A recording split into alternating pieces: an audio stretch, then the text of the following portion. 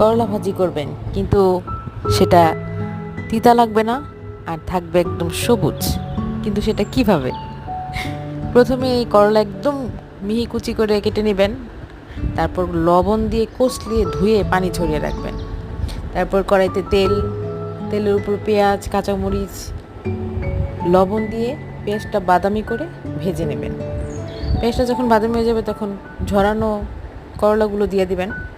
একটু নাড়াচাড়া করে একদম চুলা হাই হিটে দিয়ে 2 মিনিটের মতো ঢেকে রাখবেন। তারপর ঢাকনাটা খুলে দিবেন। আর ঢাকনা খোলার পরে কিন্তু আর ঢাকনা দিবেন না।